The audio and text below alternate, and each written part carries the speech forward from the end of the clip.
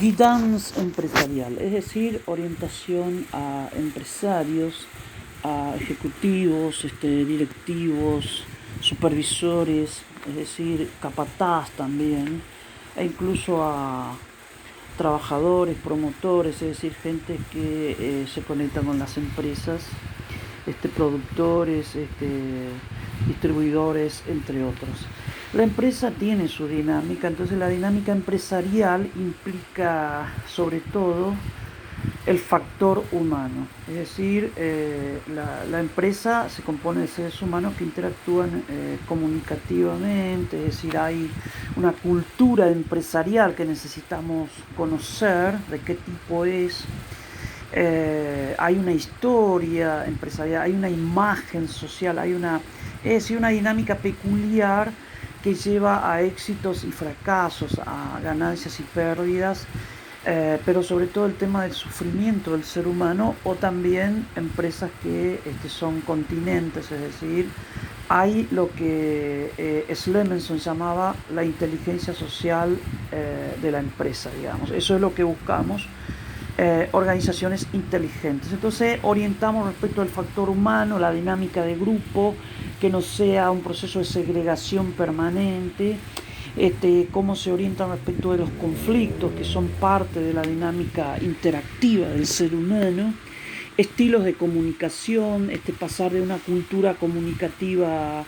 de lucha, de descalificación, a otra más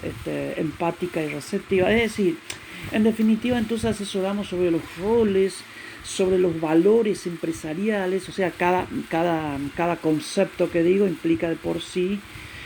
incluso en la preparación del orientador empresarial, un curso, digamos, son tópicos como la dinámica de grupo, lo intergrupal, los valores, los disvalores, el liderazgo en la empresa, es decir, los roles jerárquicos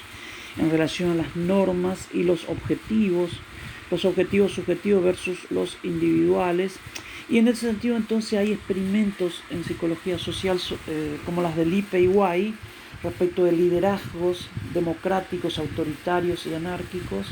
así como los aportes de Wilfred Bion sobre los supuestos básicos, supuestos de ataque y fuga, supuestos de emparejamiento, supuestos básicos aberrantes, etc.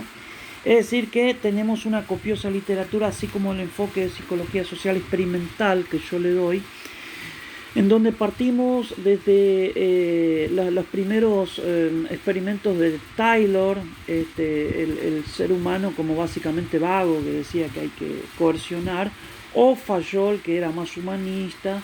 la Human Relation y todas las corrientes de las teorías de las organizaciones. Entonces, para poder estudiar las dinámicas de grupos, como los experimentos de Mayo, el efecto Hawthorne, es decir, el factor moral, los incentivos morales, los proyectos de motivación en la empresa,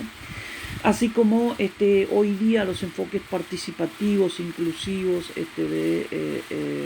incentivos de tipo reconocimiento social, moral, es decir, en el marco, por supuesto, de una institución que es poco democrático y donde el factor humano importa menos que el económico. De modo que buscamos humanizar a la empresa,